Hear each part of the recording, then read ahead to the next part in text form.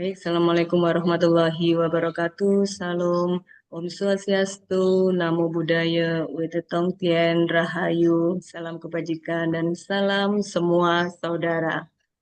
Puji syukur, Alhamdulillah, Bapak Ibu pada malam hari ini kita bertatap muka kembali secara online di acara kesayangan kita tiap hari Senin, yaitu Jagongan Online bersama Indonesia Merayakan Perbedaan. Dan Bapak Ibu, karena hari ini masih di bulan Muharram, yaitu tepatnya di hari Jumat, tanggal 27 Juni kemarin, umat Islam merayakan Tahun Baru Islam. Eh, dan pada malam hari ini kita akan menghadirkan tokoh rohaniawan dari agama Islam yang nanti akan membawakan tema seputar Mas Tenang Muharram juga, yaitu Muharram sebagai spiritual dalam pembaruan diri untuk toleransi dan kemanusiaan. Dan nanti saya akan dibantu oleh moderator kita dengan Mbak Nana SH, dan nantinya yang akan membantu saya untuk memandu jalannya diskusi pada malam hari ini. Baik Bapak Ibu, sebelum kita mulai jagongan dan diskusi kita, saya akan memutar kembali lagu Indonesia Merayakan Perbedaan. Mari kita simak bersama.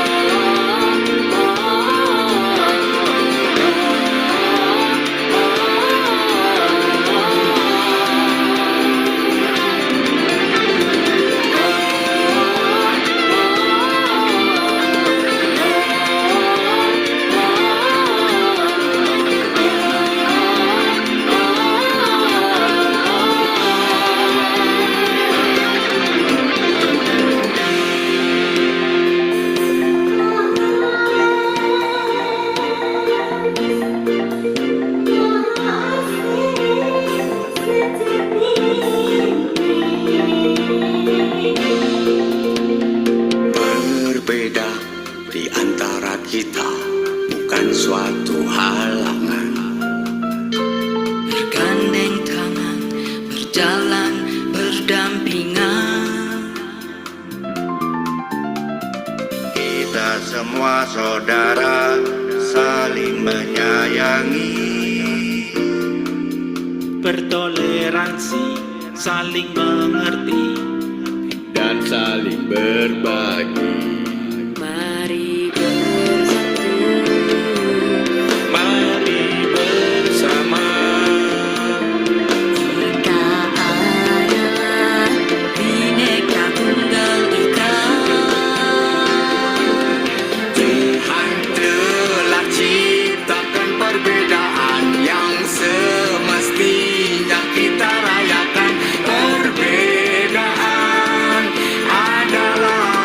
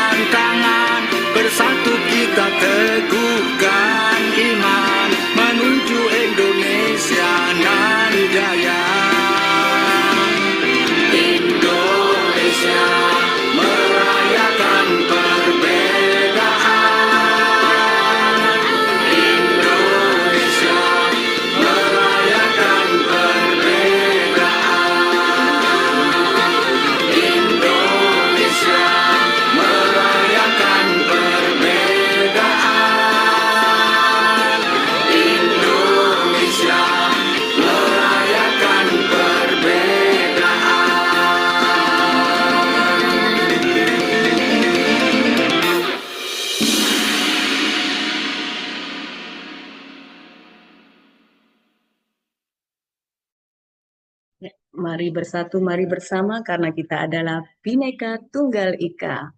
Bersama Indonesia melakukan perbedaan, salam semua saudara. Baik Bapak Ibu, langsung saja saya akan memanggil moderator kita pada malam hari ini dengan Mbak Nana. Assalamualaikum Mbak Nana. Waalaikumsalam, selamat malam Mbak Ulam. Terima kasih. Nah, selalu segar ini ya Mbak Nana ini. Alhamdulillah. Bukan, maksudnya segar auranya. Ya, baik Mbak Nana, silakan dipandu langsung jagongan dan kita pada malam hari ini. Dipersilakan, terima kasih.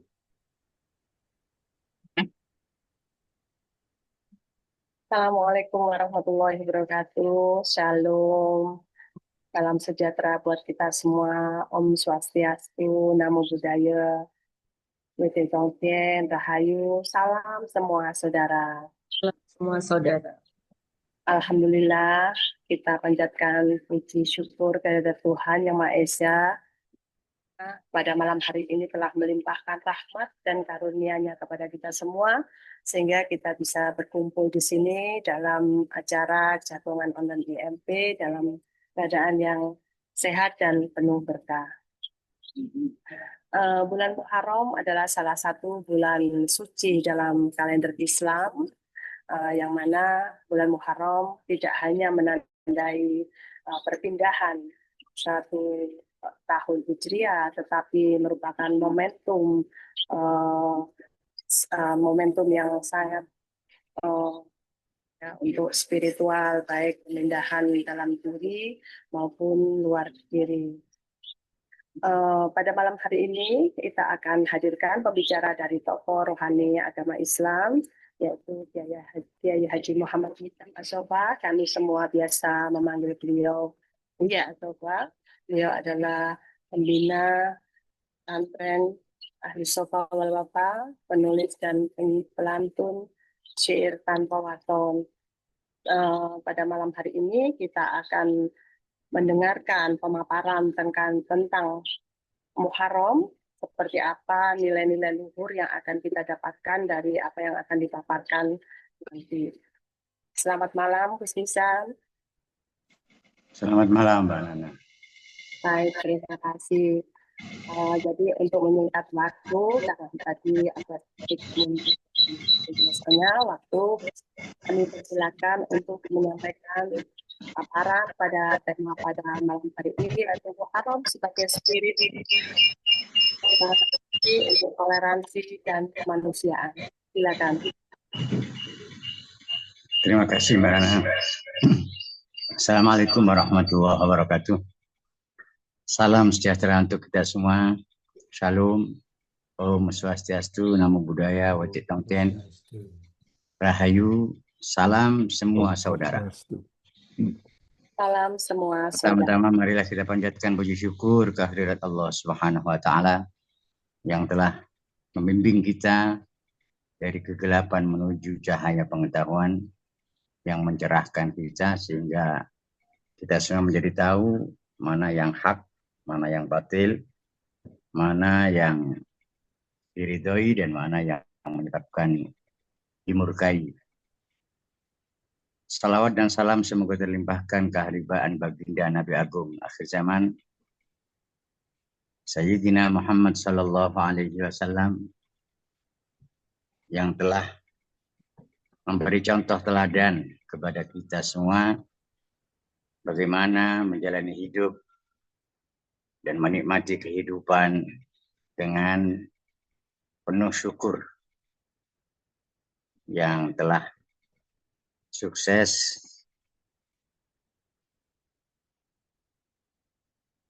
menunjukkan hakikat hidup dengan penuh toleransi dan rahmatan lil alamin. Bapak Ibu, saudara-saudaraku sekalian yang saya kasihi, di kesempatan kali ini akan kita bahas bersama tentang bulan suci Muharram, di mana bulan suci Muharram adalah salah satu bulan yang diagungkan dalam Islam karena banyak sekali kejadian dan peristiwa agung yang terjadi di dalamnya. Seperti mujizat-mujizat yang terjadi pada nabi-nabi sebelum Nabi Muhammad. Menurut ahli sejarah, itu semua terjadi dalam bulan Muharram. Seperti Nabi Ibrahim dibakar oleh Raja Namrud. Juga Nabi Yunus yang ditelan oleh ikan hiu. Juga peristiwa Nabi Musa membelah lautan. Dan banyak lagi kisah-kisah yang penuh arti yang terjadi dalam bulan suci Muharram. Bulan suci Muharram adalah awal tahun bagi umat Islam, di mana pada bulan Muharram ini Rasulullah Shallallahu Alaihi Wasallam melakukan hijrah, pindah dari Mekah ke Madinah, diperintah oleh Allah agar pindah tempat dari Makkah, dari tanah kelahirannya Mekah, berpindah ke Madinah, di mana saat itu sudah banyak orang-orang asli Madinah yang memeluk Islam. Sehingga begitu sampai Nabi kita di Madinah, Nabi disambut demikian sukacita oleh masyarakat Madinah dengan sholawat yang sudah sangat familiar di masyarakat Muslim. Tala'al badru alaina min saniyatil wada' wajaba syukru alaina mada'a lillahi da'. Yang awalnya begitu, itu benar-benar peristiwa agung yang tidak akan pernah dilupakan dalam sejarah Islam.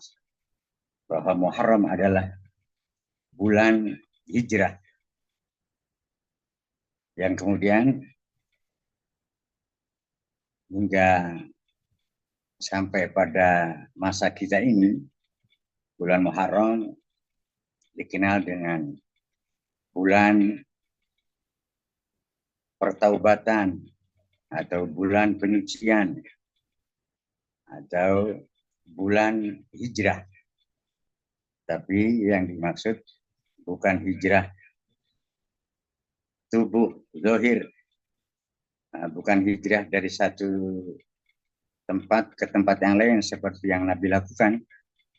Tapi hijrah dari nafsu kita ke hati. Kemudian dari hati ke ruh. Kemudian dari ruh ke sirri. Dari sirri ke sirrullah. Hijrah yang dimaksud adalah hijrahnya kebiasaan kita. Hijrahnya pola pikir kita. Hijrahnya kebiasaan insting kita. Dari buruk ke baik, dari baik ke lebih baik, dari lebih baik ke sempurna. Maka di bulan suci Muharram ini umat Islam banyak yang memuliakannya dengan beribadah khalwat atau beribadah uzlah atau bersuluk. Di tempat kami mulai awal Muharram, yaitu malam 1 Muharram, telah berkumpul untuk kemudian berdoa bersama, bertawasul bersama, menuju melaksanakan ibadah mahdhah atau ritual khusus untuk menyendiri bersama Allah agar potensi-potensi jahat atau potensi-potensi negatif yang ada dalam diri bisa ditaklukkan atau dikendalikan, dan diharapkan setelah 10 hari bersuluk atau berkhalwat menjadi tercerahkan dengan penuh kedamaian, penuh cinta kasih dan kefitrahan, serta karakter-karakter mulia yang tadinya terpendam diharapkan muncul sehingga bisa berlaku lebih baik dari sebelum-sebelumnya. Siap melaksanakan perintah-perintah Allah dan mengikuti sunnah-sunnah Rasulullah sekemampuannya masing-masing. Ini sudah masuk hari keberapa ini? Keempat atau ketiga ini? Masuk hari ketiga. Kurang seminggu lagi. Nanti pada hari Minggu malam Senin keluar suluk, diharapkan tercerahkan batiniah, qalbiyah, akliyah menjadi terang dan mempengaruhi perilaku sehari-hari sehingga berjiwa rahmatan lil alamin, berjiwa Muhammad yang suka melakukan kebaikan-kebaikan, suka tidak suka suka menolong manusia, suka menolong membantu makhluk, tidak suka dibantu makhluk. Dan terhadap yang negatif-negatif, kebalikannya, yaitu suka dan tidak suka Contoh, suka difitnah, tidak suka menfitnah. Suka dihina, tidak suka menghina. Suka direndahkan atau dirugikan, tidak suka merendahkan dan merugikan. Suka di sini bukan berarti berharap atau apalagi meminta, tapi lebih pada persiapan mental. Menyiapkan mental ke depan yang suka tidak suka dalam hal-hal negatif, dan menguatkan mental suka tidak suka dalam hal-hal positif. Itulah buah dari bersuluk atau berkhalwat 10 hari yang itu sudah menjadi kebiasaan umat Islam zaman dahulu. Di zaman sahabat, tabi'in dan tabi'in, 3 generasi awal dulu itu biasa bersuluk atau berkhalwat di 10 hari pertama bulan suci Muharram. Di sini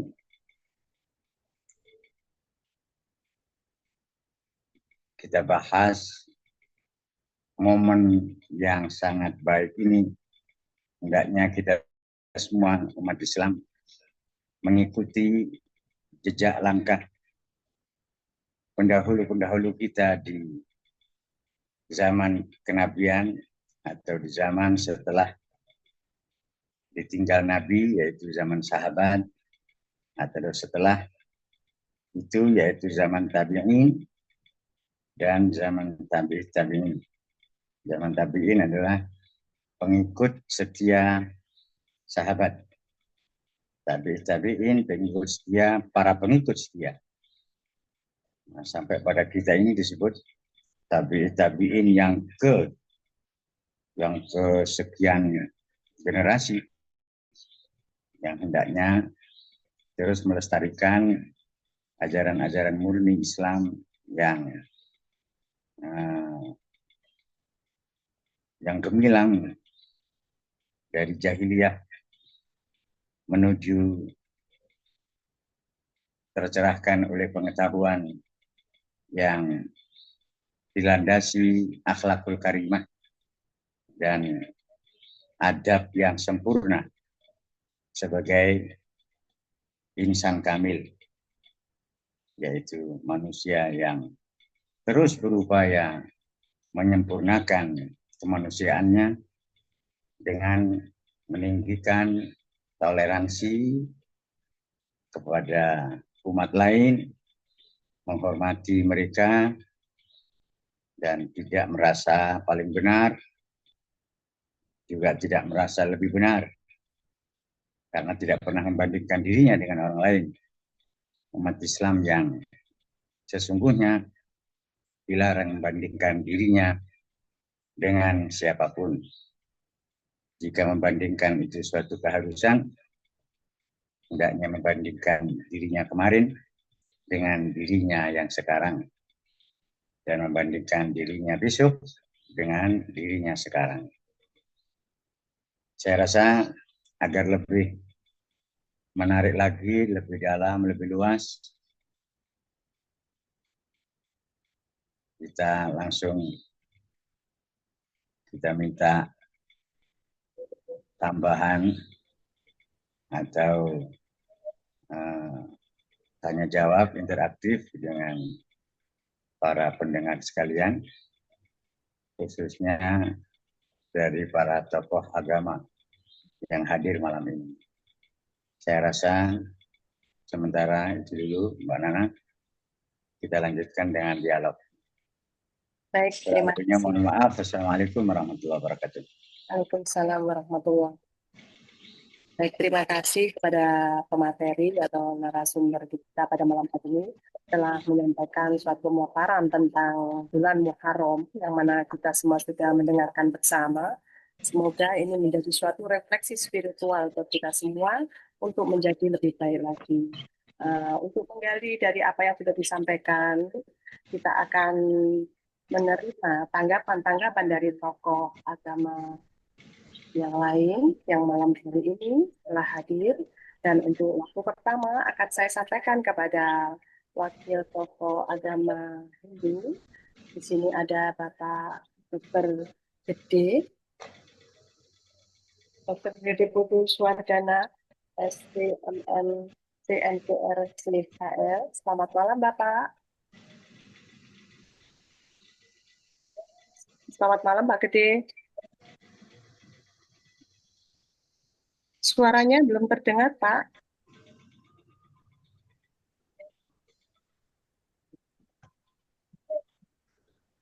Halo. Mungkin masih ke mute.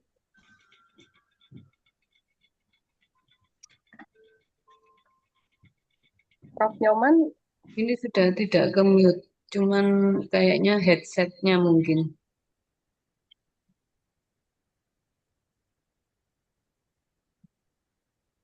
Coba Belum enggak. masih suaranya. Belum masuk suaranya. Kalau tanpa headset gimana Pak? Bisa nggak?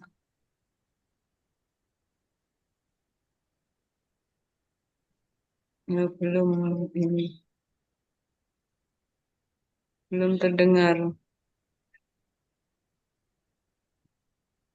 Suaranya Bapak belum terdengar kami, Pak.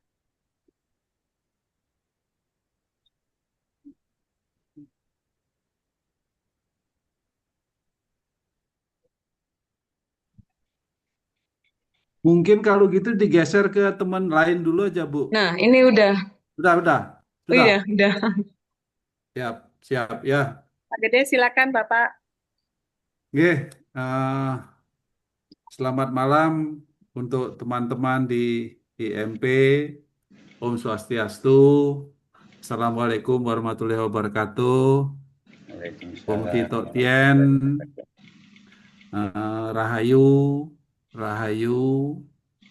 Kemudian salamnya banyak sih saya lupa tanpa mengurangi rasa hormat. Hormat dulu kepada Gus Nizam, ini lama sekali ini saya nggak hadir Saudara, ke, Pak. Sama-sama Pak Gede. ya, lama nih kangen nih ke pondok pesantrennya, nih lama nggak Ya, main. Sehat selalu ya Gus. Alhamdulillah sehat Iya, walafiat. iya, iya. Ya, menarik sekali. Mohon maaf juga terutama kepada Mbak Wulan dan Gus Nisam ini, karena baru kali ini saya juga bisa join, beberapa kali agak bentrok jadwalnya. Terima kasih, mohon maaf juga kepada Pak Nyoman, Prof. Nyoman Sutantra. Oke, menindaklanjuti apa yang disampaikan oleh pemateri Gus Nisam tadi, bagaimana dalam setiap keseharian kita itu ya kita memang diwajibkan untuk berubah ya, berubah.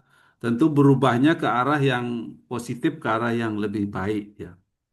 Karena kita tahu juga bersama Bapak Ibu, perubahan itu kan sesuatu yang mutlak, sesuatu yang pasti. Kita tidak ada sesuatu kepastian di dunia ini selain perubahan itu. Nah, kita seperti Gus Nizam katakan tadi, kita sebagai manusia yang punya hati, punya logika, tentu hari-hari yang kita lewati ini ayo kita gunakan untuk memperbaiki kualitas diri kita. Menjadi yang belum baik menjadi lebih baik, yang lebih baik menjadi supaya terakhir menjadi yang sempurna. Walaupun kesempurnaan itu sejauh manapun manusia itu berusaha tidak akan bisa mencapai sempurna. Karena yang sempurna itu adalah Tuhan yang Maha Esa. Di dalam sebuah kitab, saya mengutip kitab dalam agama Hindu, dalam kitab Slokantara, ada Slokantara Sloka 79 itu dengan tegas mengatakan bahwa dalam setiap dimensi, dalam setiap individu, dalam setiap materi itu mesti ada dua hal.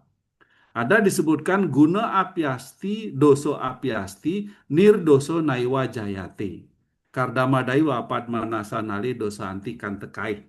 Bahwa setiap hal itu ada kebaikannya, guna apiasti. Ada juga keburukannya, doso apiasti. Nirdoso naiwa jayate, tidak ada manusia yang lahir sempurna. Namun itu jangan dijadikan suatu alasan ketika kita berbuat kesalahan. Jadi justru itu kita jadikan trigger untuk kita memperbaiki kualitas diri kita.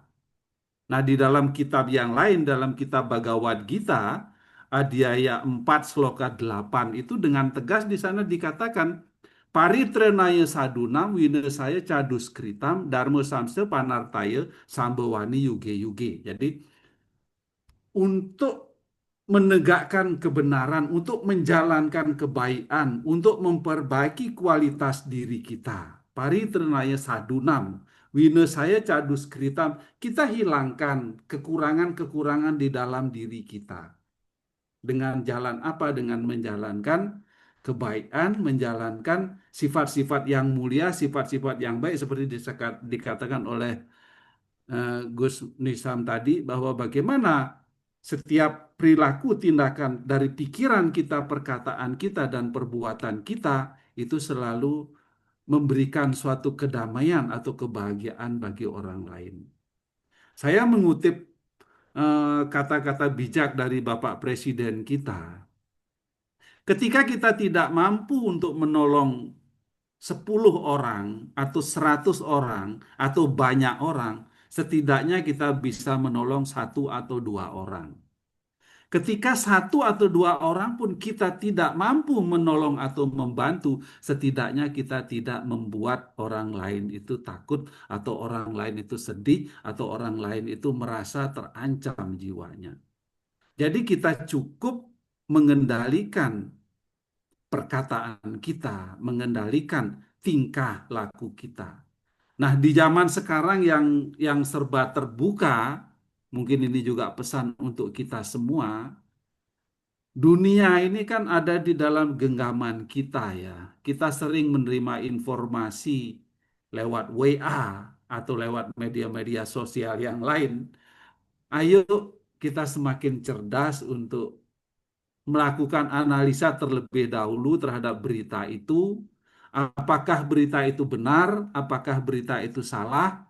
Sekalipun menurut kita berita itu benar, tapi kita analisa lagi, apakah ketika kita akan sebarkan berita ini menciptakan kedamaian, membuat kenyamanan bagi yang lain, ketika itu barulah kita sebarkan. Jadi sekali lagi, selamat kepada teman-teman di Muslim sudah memasuki tahun tahun baru ya, berarti ya Bu Nana ya, tahun baru ya. Tinggi, Pak. Ya, selamat memasuki tahun baru berapa ya, Bu Nana ya? Tahun baru 1447. Nah, 1447. Selamat memasuki tahun baru 1947 ya.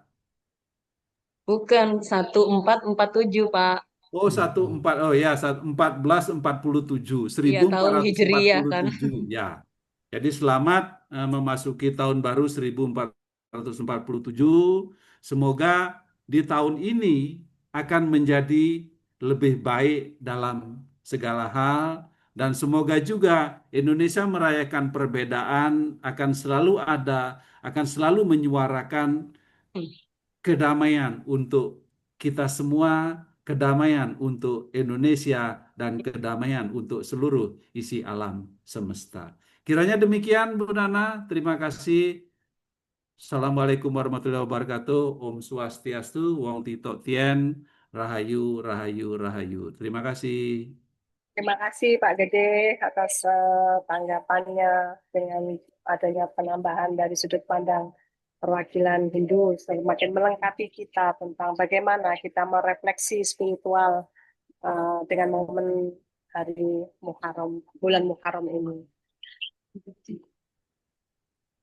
Untuk selanjutnya, waktu akan saya berikan kepada penanggap kedua, yaitu dari perwakilan tokoh agama Konghucu.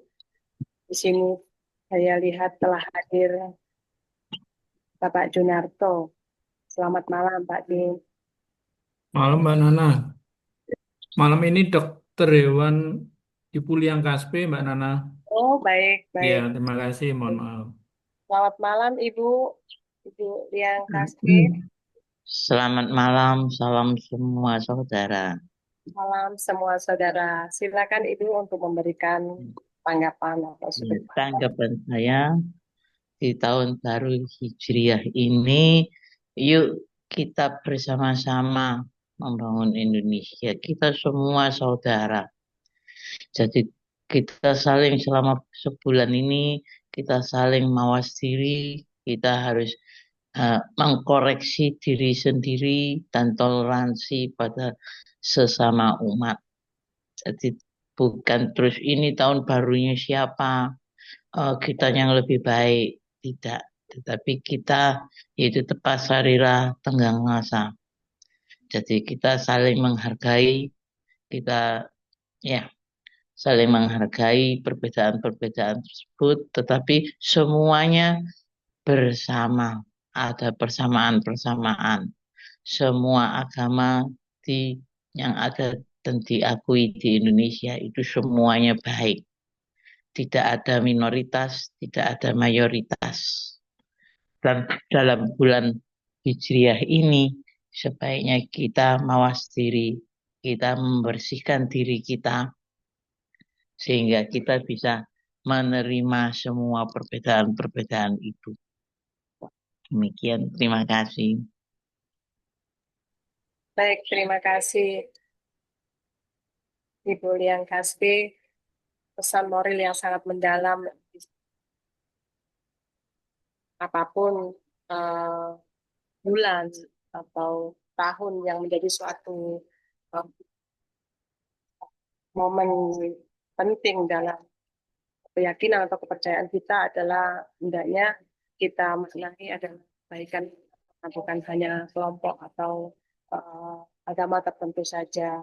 Dengan momentum yang ada, kita selalu akan memanfaatkan untuk perbaikan diri sehingga semuanya akan menjadi baik. Terima kasih sekali lagi. Selanjutnya, waktu akan saya berikan kepada penanya dari perwakilan penghayat kepercayaan. Malam ini saya melihat ada Bapak Januri. Selamat malam, Pak Januri.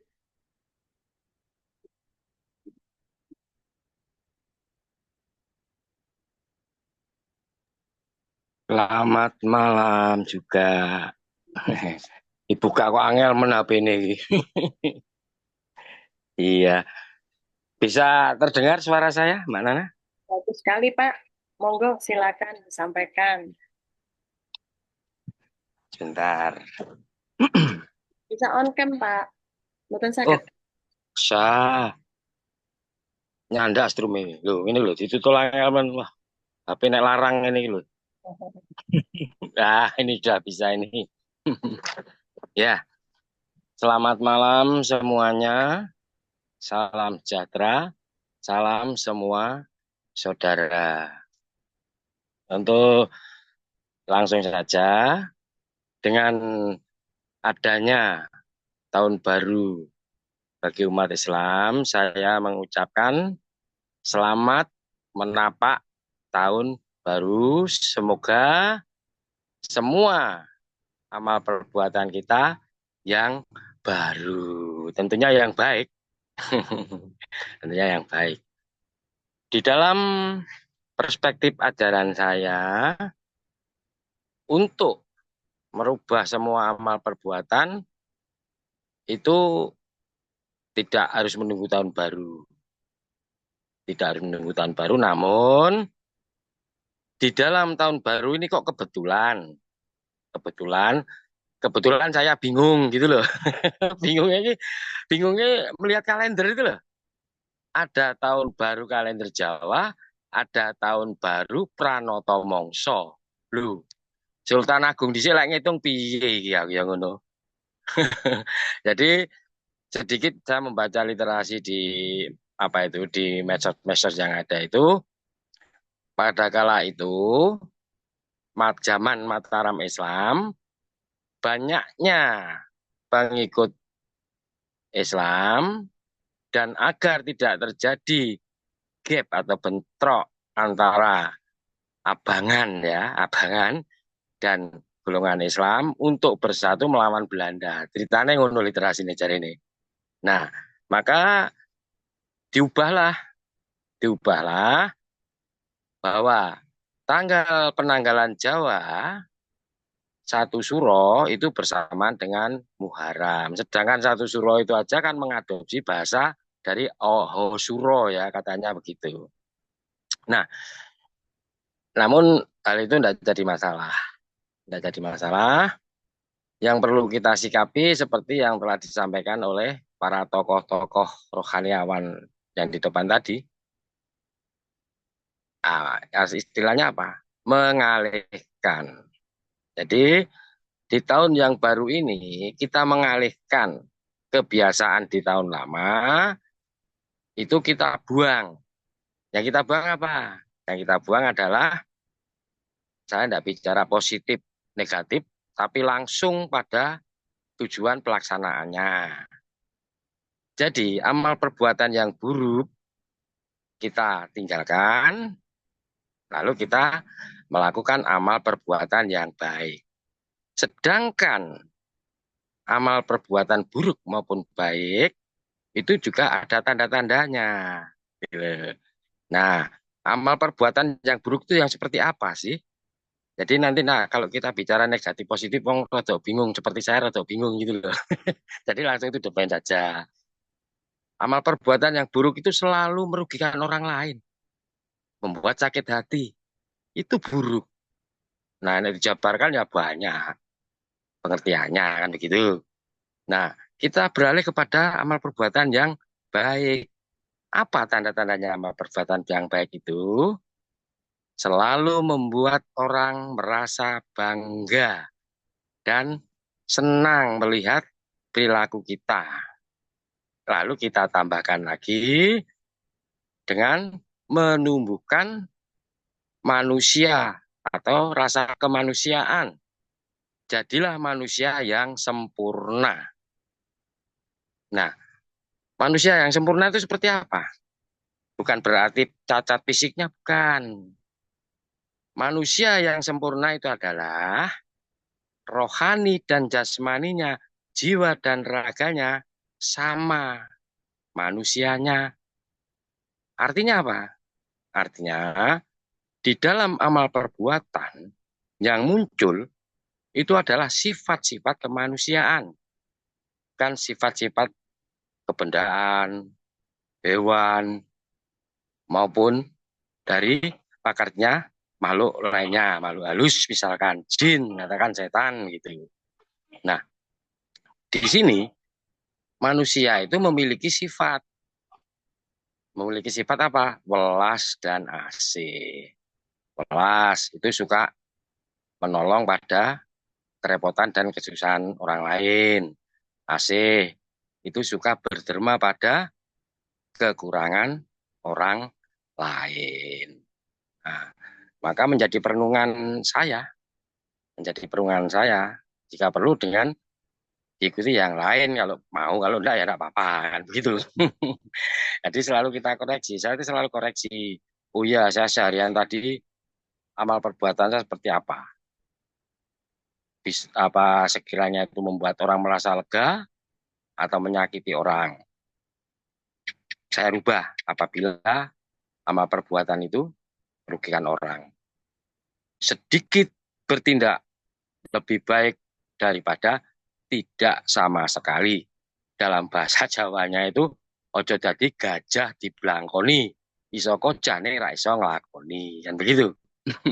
Maka walaupun sedikit, lebih baik kita bertindak kebaikan daripada tidak sama sekali. Sekian, selamat merayakan tahun baru di Muharram ya. Ya, terima kasih Mbak Nana, waktu saya kembalikan. Salam semua saudara. Salam semua saudara. Terima kasih Pak Dan Nuri, bahwa perilaku baik yang selalu kita lakukan tidak perlu menunggu momentum atau hari-hari khusus. Memang sebaiknya begitu. Tapi dengan adanya momentum itu kita membooster diri Pak, melipat gandakan dari yang dosis biasa-biasa saja menjadi luar biasa untuk merefleksi rohani kita. Bapak Ibu, apabila ada pertanyaan atau sanggahan bisa disampaikan melalui kolom chat atau bisa raise hand untuk disampaikan secara langsung agar supaya apa yang kita diskusikan atau obrolkan pada malam hari ini semakin mengerucut, semakin meluas sehingga nilai-nilai dari bulan Muharram semakin optimal kita dapatkan. Saya akan tanyakan kepada narasumber terkait dengan tema kita pada malam hari ini sambil menunggu pertanyaan atau sanggahan dari audiens yang sudah bergabung pada malam hari ini. Semoga ini sedikit ada yang kami tanyakan terkait dengan tema yang sudah kita dengarkan pada malam hari ini, yaitu tentang bagaimana konsep pembaruan diri dalam konsep tasawuf terkait dengan bulan suci Muharram ini, mungkin secara langkah-langkahnya atau secara konkret yang bisa kita lakukan atau kita terapkan. Ya, terima kasih. Langkah pertama adalah taubatan nasuha.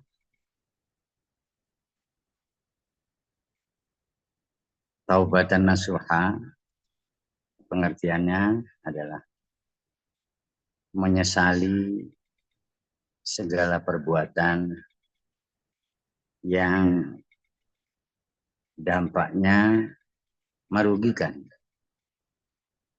lebih-lebih merugikan orang lain. Yang merugikan orang lain pasti merugikan dirinya sendiri. Dengan berlaku kebalikannya, ialah melakukan amal perbuatan yang menguntungkan diri sendiri dan orang lain. Semakin banyak yang diuntungkan, semakin baik suatu amal. Itu harus meneliti kekurangan dan kelemahan serta aib-aib diri. Untuk kemudian ditambeli dengan kebaikan-kebaikan, kekuatan-kekuatan, menumbuhkan potensi-potensi diri, dan terus berupaya bagaimana agar hari ini lebih baik dari segala sisinya dibanding hari kemarin. Dan hari esok berusaha lebih baik dibanding hari ini. Itu prinsip pertaubatan nasuha dalam Islam yang harus dipegang teguh dan berani berjanji kepada dirinya sendiri. Setelah pertaubatan nasuha, kemudian mengisi pertaubatan itu dengan ketakwaan, dengan merasa terus-menerus diawasi oleh Allah, kapanpun, dimanapun, dalam keadaan bagaimanapun. Tidak merasa diawasi atau diperhatikan manusia. Karena jika merasa diawasi oleh manusia, hanya lingkupnya hanya ketika bertemu atau bersama manusia. Kalau ketika sendirian, ya tidak merasa diawasi, jadinya kurang benar. Maka ketakwaan adalah seseorang itu merasa terus-menerus diawasi oleh Allah. Sehingga kapanpun, dimanapun, dalam keadaan bagaimanapun, dia tidak berani melakukan hal-hal yang dilarang. Juga tidak berani meninggalkan perintah-perintahnya. Itu setiap Jumat siang, umat Islam melakukan sholat Jumat di masjid-masjid, wajib diwasiatkan oleh khatib yang bertugas khutbah saat itu. Itu nilai ketakwaan adalah nilai yang paling utama, yang paling mendasar dari nilai-nilai kemuliaan, kebaikan, dan keutamaan sifat berikutnya. Jika nilai yang paling mendasar, yaitu ketakwaan, tidak kokoh, maka nilai-nilai lain yang tumbuh darinya ya tidak akan kokoh. Maka setelah taubat, takwa harus ditingkatkan terus. Seiring dengan peningkatan ketakwaan, iman seseorang menguat. Semakin menguat, semakin menguat. Dan ketika iman benar-benar telah menguat, baginya sudah tidak lagi mementingkan material, tidak lagi mengutamakan materi, tapi lebih mengutamakan immateri, yaitu makna dan sifat-sifat mulia, karakter-karakter mulia. Dari situ kesejahteraan hidup, baik lahir maupun batin, akan didapati setelah imannya menjadi kuat dalam mencari nafkah, mengais rezeki akan mengalami kemudahan demi kemudahan, keberuntungan demi keberuntungan, dan pertemanan akan terus bertambah karena bersikap baik, murah senyum, dan empati, serta suka menolong yang perlu ditolong, memberi, membantu, dan sebagainya. Setelah itu, proses menuju kesempurnaan iman. Proses menuju kesempurnaan iman ini dengan meningkatkan lagi akhlakul karimah. Meningkatkan sifat-sifat baik, perilaku-perilaku mulia, ditinggikan lagi dan terus, hingga sampai pada tingkat yang paling mungkin dilakukan. Misalnya dalam hal menolong orang tadi, seperti kata Pak Gede tadi, yang tadinya hanya bisa menolong satu orang atau membantu 2 orang, ditingkatkan menjadi membantu 4 orang, 5 orang. Setelah mampu membantu 5 orang, 6 orang. Begitu terus. Begitupun dalam mengeluarkan zakat dan sedekah. Yang tadinya 2,5% ditingkatkan menjadi 3,5 misalnya. 5%. Terus sampai 10%, 11, 12. Seperti itu praktek menuju kesempurnaan iman. Hingga 100%. Dalam hal-hal baik. Yang baik dan yang benar, sesungguhnya bagi orang yang imannya kuat, sudah diberitahu oleh Allah melalui hatinya yang bening, hatinya yang bersih, pikirannya yang jernih, akan mudah menangkap signal-signal ilahi yang setiap saat diberikan kepada kita manusia yang memang dipilih oleh Tuhan sebagai wakilnya di bumi. Maka perubahan ke arah lebih baik bagi insan yang beriman, yang imannya kuat, itu sebuah keniscayaan. Maka jika hari ini kita tidak lebih baik dari hari kemarin, itu menunjukkan iman kita belum kuat. Dan jika hari ini kita lebih baik dibanding hari kemarin, besok kita lebih baik dibanding hari ini, itu menjadi pertanda bahwa kita termasuk golongan orang-orang yang beriman kuat. Nah, ketika sudah sempurna iman seseorang, dia disebut insan kamil, manusia paripurna, yang terus meningkat dan tidak pernah lagi menurun. Bukan perolehan sisi ekonomi, bukan, tapi sisi keimanan dan ketakwaan. Karena kalau ekonomi itu sama sekali bukan menjadi ukuran, karena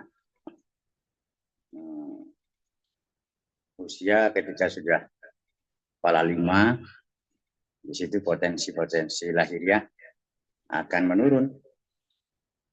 Mata mulai rabun, telinga mulai kurang peka, tangan kaki juga tidak gesit lagi, semuanya menurun potensi. Maka ketika potensi lahiriah menurun, seringkali dibarengi dengan perolehan atau pendapatan ekonomi juga menurun.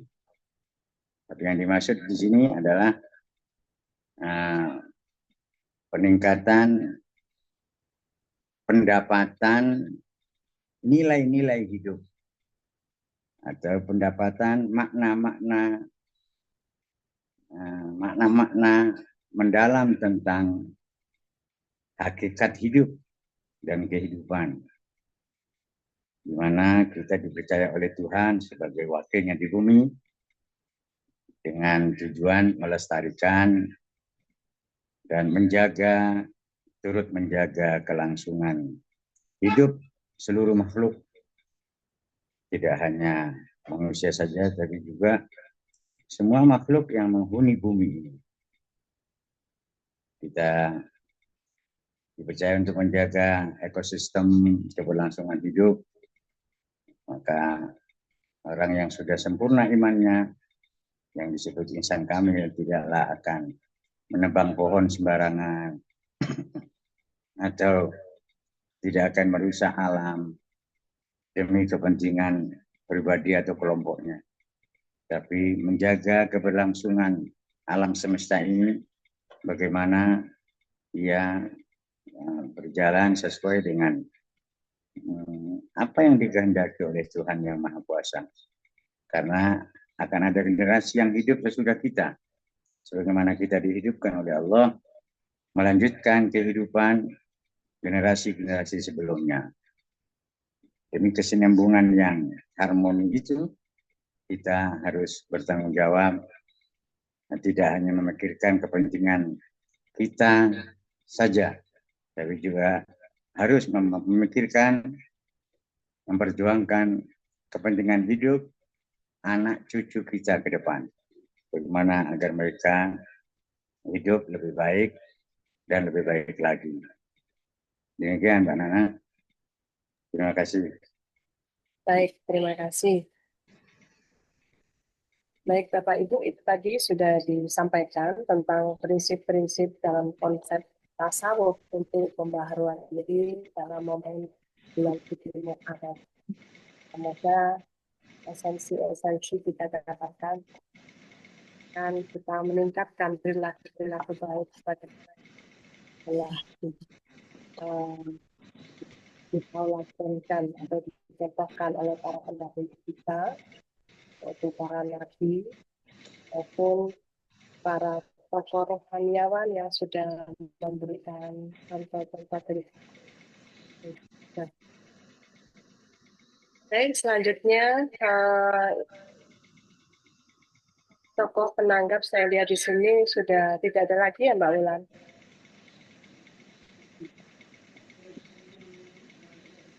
Kita akan beralih pada sesi pertanyaan.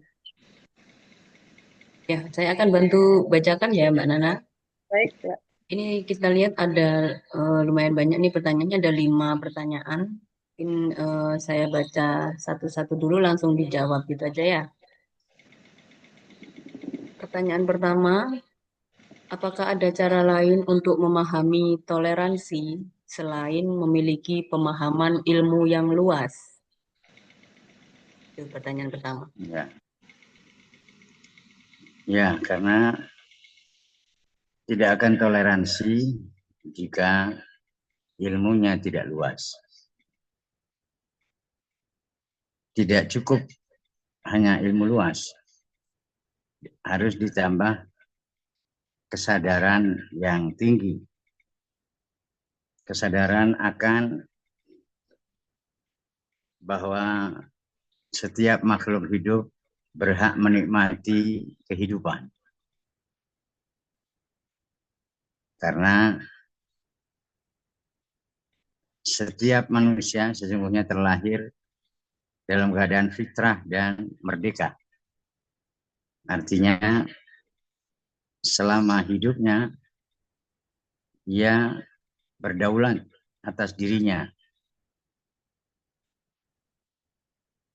Selama tidak melanggar larangan-larangan, baik larangan agama maupun larangan-larangan negara, larangan budaya suatu kaum, atau larangan-larangan yang telah disepakati oleh para tokoh sesepuh. Di setiap daerah itu ada aturan-aturan tertentu atau adab-adab tertentu yang telah disepakati oleh pendahulu-pendahulu kita. Selama tidak melanggar yang tadi itu, setiap insan berhak menikmati hidup dan kehidupan ini dengan bebas. Maka siapapun yang menghalang-halangi, sesungguhnya ia telah melanggar aturan agama. Boleh jadi juga melanggar aturan negara. Karena negara pun juga menjamin kebebasan setiap individu untuk melaksanakan ritual ibadah yang telah disahkan oleh negara. Maka siapapun yang tidak toleran, sesungguhnya ia imannya dipertanyakan. Dan dipastikan pengetahuan dan wawasannya sempit alias jauh dari bijaksana. Padahal setiap insan dituntut untuk berlaku bijaksana.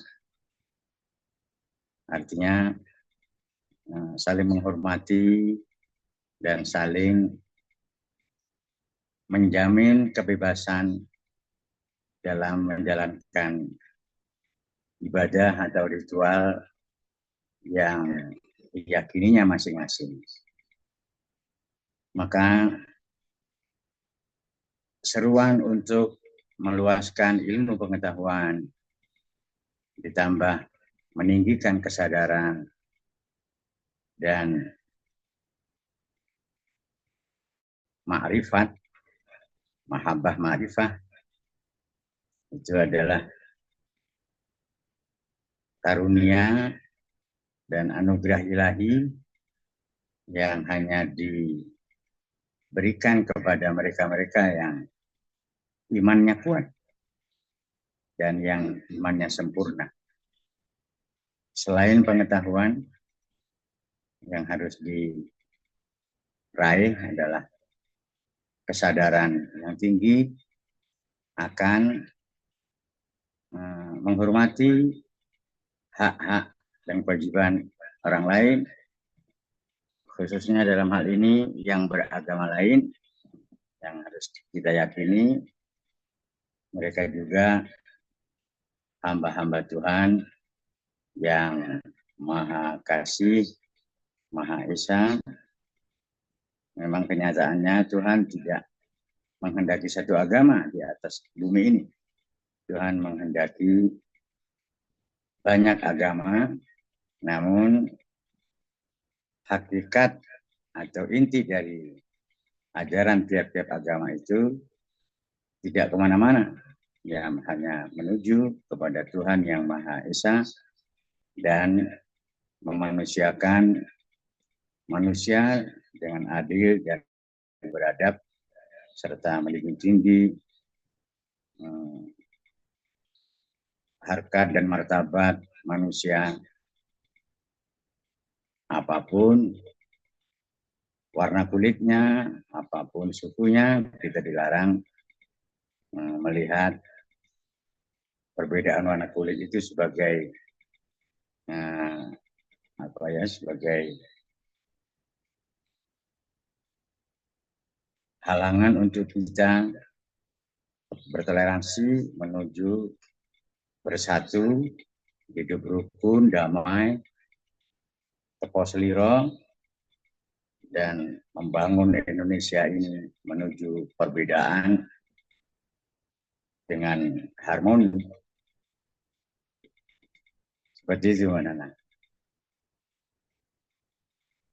Baik, terima kasih.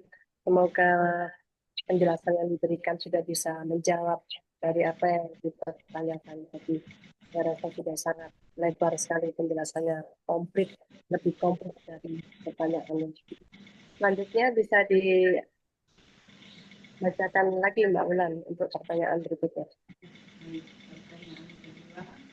Berdasarkan pemaparan yang telah disampaikan, bagaimana agar kita selalu dapat melakukan dan tidak melakukan di dalam hal-hal positif. Terima kasih. Cukup dengan yakinlah bahwa Allah bersamamu. Jika kesadaran tauhid itu terus melekat, kita akan bisa meninggikan perilaku-perilaku positif kita dari baik ke lebih baik, dari lebih baik ke terbaik. Cukuplah yakini bahwa sekejap mata pun Tuhan tidak pernah meninggalkan. Wallahu ma'akum aina ma kuntum. Allah senantiasa menyertaimu, membersamaimu dimanapun kau berada. Jika kesadaran ini atau keyakinan ini tertanam, otomatis akan menumbuhkan kesadaran lebih percaya diri dan lebih percaya diri lagi dan lagi menuju percaya diri yang sempurna.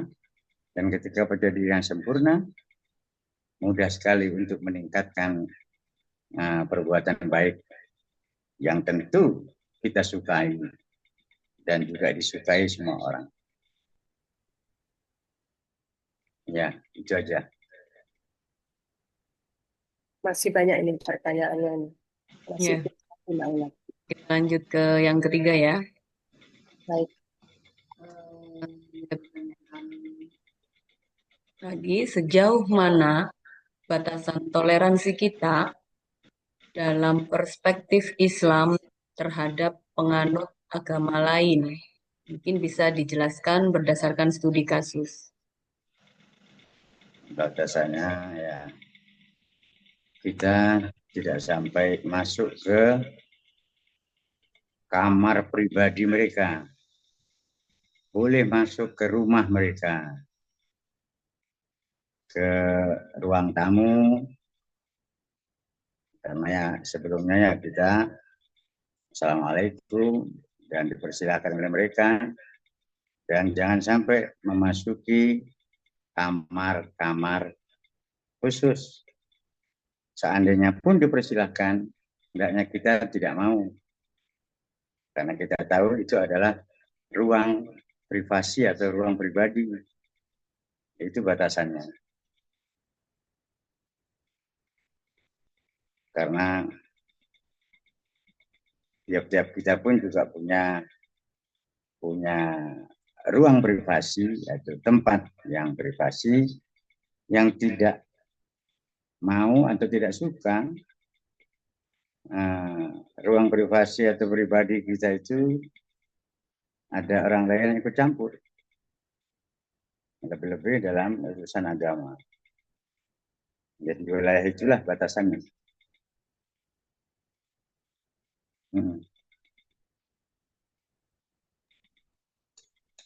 Next, Mbak Ian. Ya. Oke, dan berikutnya adalah dalam situasi dunia yang penuh konflik dan intoleransi, bagaimana semangat Muharram dapat diaktualisasikan untuk menumbuhkan empati dan menjunjung tinggi nilai-nilai kemanusiaan lintas agama dan budaya. Harus berjiwa rahmatan lil alamin. Jiwa rahmatan lil alamin adalah jiwa ketuhanan. Bayangkan, seandainya kita menjadi Tuhan yang menciptakan semua makhluk, tentulah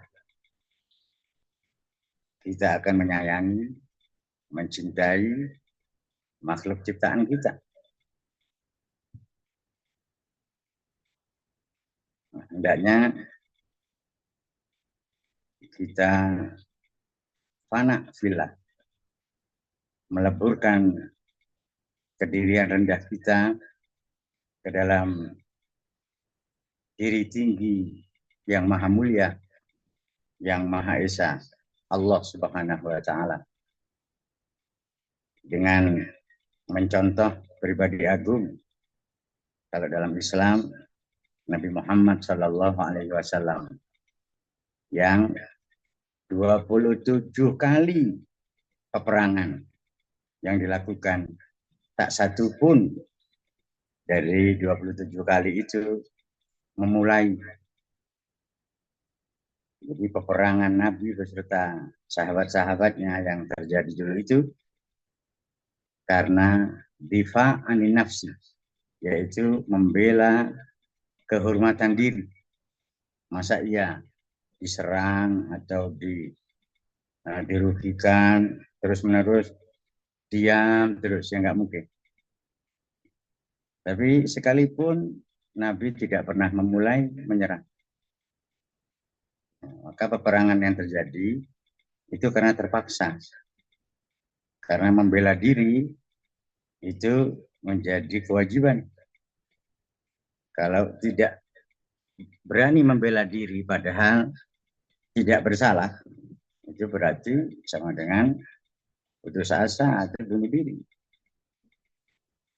Nah, itu batasannya. Maka peperangan sesungguhnya siapapun manusia yang telah berproses menuju kesempurnaan insan kamil, tidak ada yang setuju. Namun bila diperangi dan diperangi, ya kita pun juga tidak boleh tinggal diam. Kita harus membela diri dengan, ya tentu terjadilah peperangan seperti yang terjadi beberapa hari belakangan ini, Iran versus Israel. Iran tidak memulai, jadi masa iya kemudian diam saja ketika diinjak-injak harkat dan martabat bangsa, pasti tidak setuju dengan sikap yang seperti itu. Maka kemudian dengan pertimbangan yang matang, Iran kemudian membalas serangan-serangan yang tidak manusiawi itu yang diarahkan kepadanya.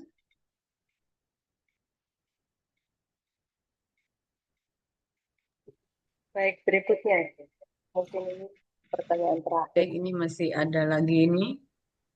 Bagaimana pandangan implementasi Tahun Baru Islam Muharram menurut pandangan kaum arif billah atau sufi? Apakah hanya sekedar muhasabah diri, introspeksi diri, dan bagaimana mendiagnosa hati agar tidak fluktuasi dalam keadaan apapun? Kalau kelas arif billah itu sudah tidak untuk dirinya, karena telah selesai sudah. Ya, membantu memperjuangkan orang-orang yang butuh diperjuangkan. Arif billah itu kalau untuk dirinya sudah selesai. Maka ya aksi nyata melakukan perubahan, perdamaian, keadilan sosial, tentu dimulai dari kecil. Tapi itu semua tidak untuk dirinya, karena untuk dirinya sudah selesai. Arif billah adalah wakil Allah yang mengemban amanat mengeluarkan orang-orang dari kebodohan menuju pencerahan ilmu pengetahuan, mengentaskan kemiskinan menuju kecukupan, mengeluarkan dari kegelapan menuju cahaya terang, dari kebodohan ke kebajikan. Itu langkah-langkah yang diimplementasi dari penghormatan terhadap bulan suci Muharram bagi kaum arif adalah bertindak nyata yang buahnya itu untuk orang banyak, bahkan universal. Dan bagaimana tadi yang hati tadi? Apa? Yang pertanyaan kedua, hatinya apa tadi? bagaimana sebentar, mendiagnosa hati agar tidak fluktuasi dalam keadaan apapun. Ya, itu muhasabah terus menerus. Setiap pagi dan petang harus muhasabah, koreksi diri. Ketika pagi mengoreksi sore hingga pagi. Dari apa yang diucapkan, apa yang dilakukan, apa yang dipikirkan, apa yang dirasakan, semua dikoreksi detail. Kemudian ya ditobati. Setelah itu sore harinya juga demikian. Mengoreksi, mendiagnosa apa saja dari pagi hingga sore yang diucapkan oleh lisan, apa saja yang dilihat oleh mata, apa saja yang didengar oleh telinga, yang dicium oleh hidung, yang dicecap oleh lidah, yang dijalani oleh kaki, dan yang ditangani oleh tangan. Semua itu harus didiagnosa dan diadili, dihukumi sendiri. Sebelum nanti pasti diadili, dihukumi oleh Tuhan yang Maha Kuasa. Demikian itu setiap hari dilakukan. Maka hati akan mengalami peningkatan kebersihan dan kebeningan menuju lebih bersih dan lebih bening lagi. Seperti itu. Baik, terima kasih. Sebelum kita lanjutkan pada pertanyaan berikutnya, saya mohon izin Prof. Sutantra berkenan memberikan tambahan sudut pandang maupun tanggapan tentang materi kita pada malam hari ini. Mohon maaf. Selamat malam, Prof. Sutantra.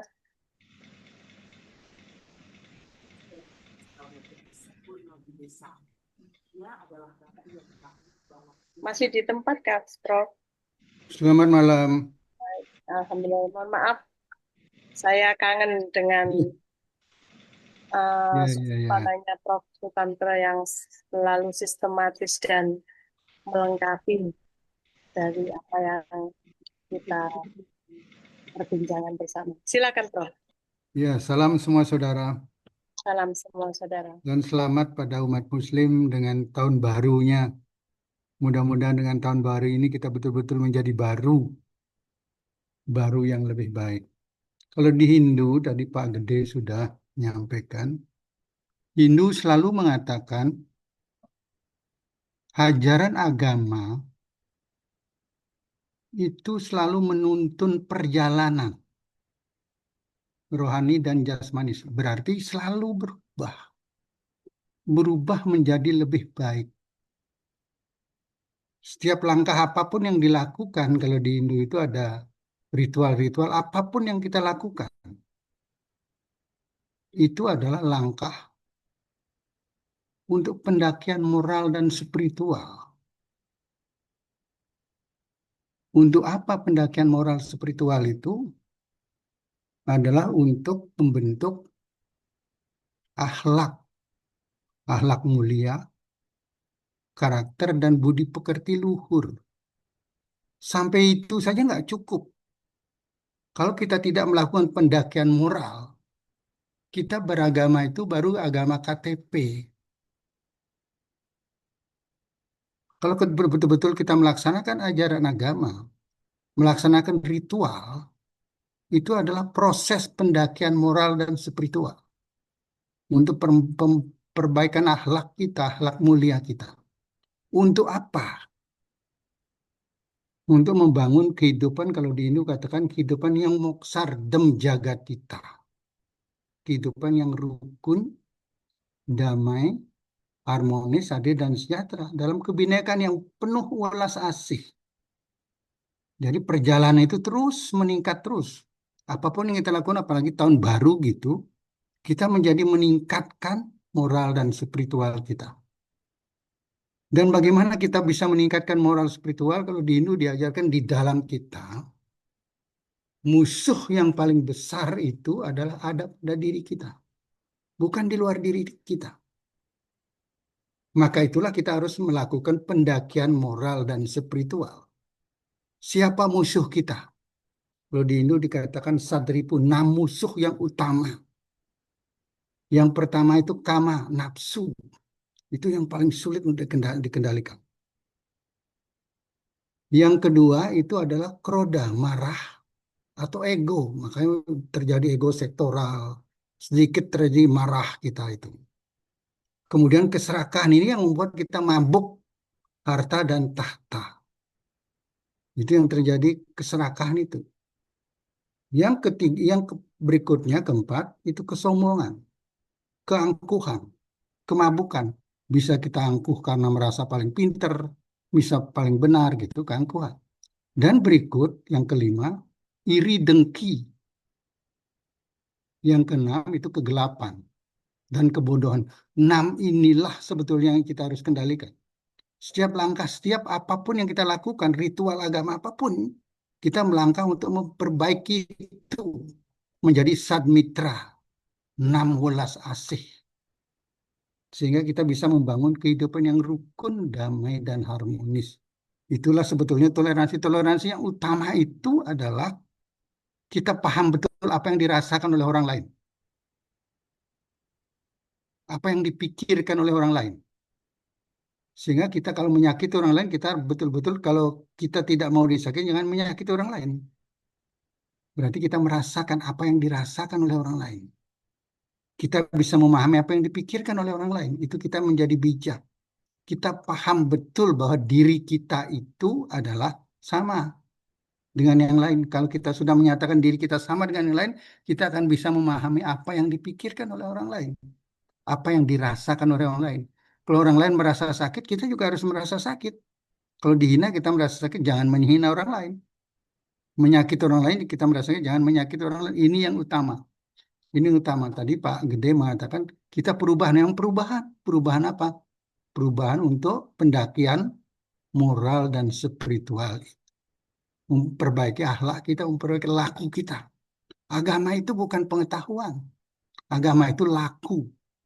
Kalau hanya pengetahuan saja, ilmu jadinya. Kalau kita mengetahui saja jadi agama KTP, itu adalah laku apa? Laku yang luhur, suci, ini yang paling utama. Makanya selamat kepada umat muslim gitu yang telah melakukan itu. Mudah-mudahan dengan itu kita melakukan bersama-sama, melakukan pendakian moral dan spiritual kita. Walaupun dengan cara kita berbeda, tapi kita melakukan pendakian moral dan spiritual menjadi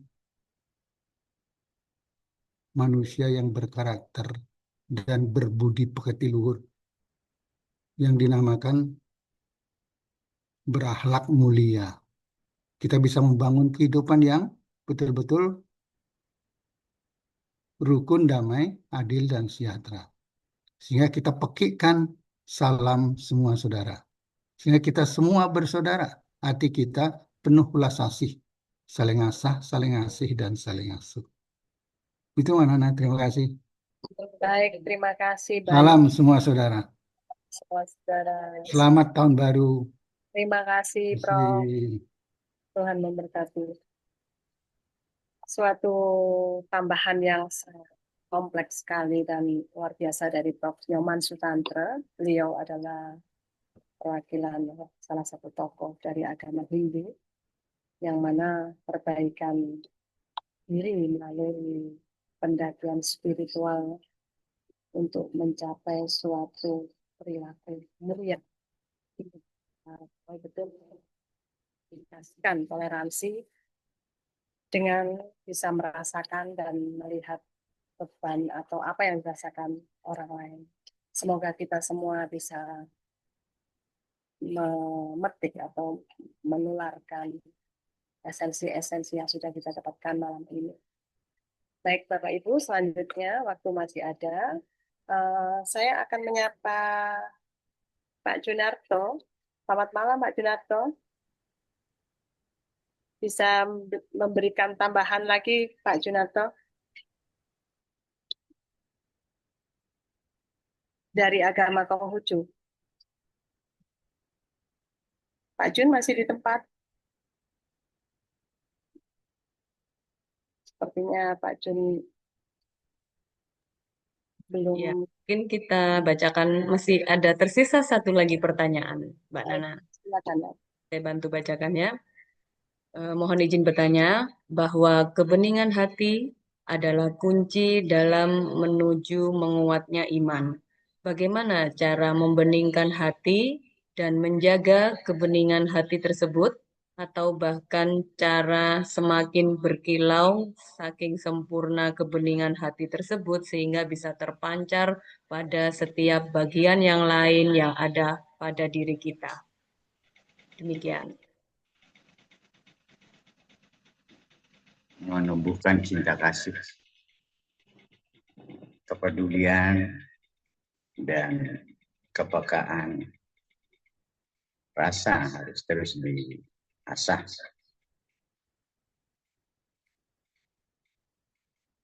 Ya, dengan berteman dengan banyak orang, istilah lain ngopinya harus jauh, pengalamannya harus luas, interaksi sosialnya harus merata, tidak hanya satu kelompok, tapi juga dengan setiap orang. Karena masing-masing punya prinsip-prinsip yang diyakini kebenarannya, dan kita harus menghormati prinsip-prinsip orang lain atau keyakinan-keyakinan yang dianut, karena perkembangan spiritual seseorang itu dari ke hari terus meningkat dan meningkat. Yang paling utama ya menumbuh kembangkan rasa cinta kasih seluas-luasnya dan meningkatkan kepedulian sosial serta kepekaan rasa terhadap seluruh makhluk, bahkan tidak hanya sesama manusia, juga kepada makhluk-makhluk jenis lain, terhadap kelangsungan hidup binatang, tumbuh-tumbuhan, dan alam semesta. Demikian. Baik, terima kasih. Itu tadi adalah jawaban dari pertanyaan terakhir yang sudah disampaikan di dalam kolom chat. Dan kita sudah di penghujung waktu karena dan tidak ada dari audiens yang untuk menyampaikan pendapat atau sudut pandang melalui raise hand maupun disampaikan di dalam chat. Saya akan menutup acara ini dengan closing statement dari narasumber kita pada malam hari ini agar supaya kita bisa mendapatkan suatu konklusi atas apa yang sudah dipaparkan. Kepada Buya Asoka, Kedus Nizam bisa menyampaikan proses statement terkait dengan materi kita pada malam hari ini. Silakan. Terima kasih. Closing statement di malam ini adalah mari kita perbarui iman Islam kita di tahun baru Hijriah yang baru berjalan 3 hari ini dengan memperbarui iman Islam kita, diharapkan menjadi baru pula semangat hidup kita menuju ke arah yang lebih baik, lebih toleran, dan lebih merahmati alam semesta ini. Dengan terus-menerus melakukan evaluasi dan memperbaiki serta menyempurnakan amal ibadah kita semampu kita masing-masing. Semoga di tahun baru Hijriah 1447. Ini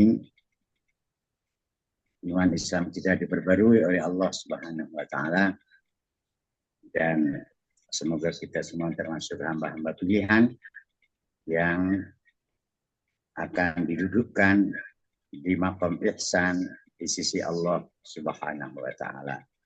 Amin. Mudah-mudahan harapan dan doa kita ini diijabah oleh Allah Subhanahu wa taala. Demikian, kurang lebihnya mohon maaf. Wa'alaikum wassalamualaikum warahmatullahi wabarakatuh. Waalaikumsalam warahmatullahi wabarakatuh. Terima kasih diucapkan kepada narasumber atau pembicara kita pada malam hari dengan dosen statement yang sudah diberikan. Baik Bapak Ibu, dengan adanya dosen statement tersebut menjadikan penghubung atau penutup acara kita pada malam hari ini. Saya Nana, moderator pada malam hari ini. Mohon maaf atas segala keterbatasan saya, kekurangan maupun ada khilaf yang mungkin tidak saya sengaja, yang telah mengganggu dari apapun yang saya sampaikan pada malam hari ini. Jadi semoga melalui forum ini menjadikan suatu sarana kita untuk terus memperbaiki diri dengan merefleksi spiritual kita dengan bimbingan-bimbingan para terdahulu dan senior para tokoh agama, sehingga kita menjadikan suatu kemanfaatan yang besar. Baik, sekian, terima kasih. Saya akan kembalikan waktu kepada Mbak Ula sebagai host kita pada malam hari ini. Terima kasih. Assalamualaikum warahmatullahi wabarakatuh. Salam semua saudara. Salam semua saudara. Disampaikan oleh moderator kita Mbak Nana yang sudah membantu untuk memandu jalannya diskusi kita pada malam hari ini, dan juga disampaikan terima kasih yang sebesar-besarnya kepada narasumber kita dengan Buya Asofa yang memberikan begitu banyak pencerahan tadi ya, dan juga seluruh tokoh rohaniawan, ada Dr. Gede dari umat Hindu, dan juga ada Dr. Liang Kaspe, dan juga ada Pak Januri. Terima kasih juga kepada seluruh peserta yang sudah dengan setia selalu mengikuti jagongan IMP. Semoga di bulan Muharram ini sebagai momentum kita untuk terus memperbaiki diri, memiliki kesadaran spiritual, dan juga semoga IMP terus-menerus bisa menyuarakan toleransi umat beragama dan juga bermanfaat kepada seluruh masyarakat Indonesia. Dan Bapak Ibu, sebelum saya tutup, bolehkah saya berpantun kembali? Ya, langit sebentar. Bunga melati harum mewangi, dipetik di pagi hari. Bulan Muharram telah menghampiri, saatnya hijrah tingkatkan iman dan kualitas diri. Ya, itulah tadi pantun dari saya ya, untuk menutup acara ini. Baik Bapak Ibu, sampai jumpa di Senin mendatang. Jangan lupa untuk mengisi absensi dan kuesionernya untuk penerbitan sertifikat. Sampai jumpa Senin depan dengan tema yang berbeda. Wassalamualaikum, salam semua saudara. Salam semua saudara. Salam semua saudara. Ya, terima kasih. Mohon pamit semuanya.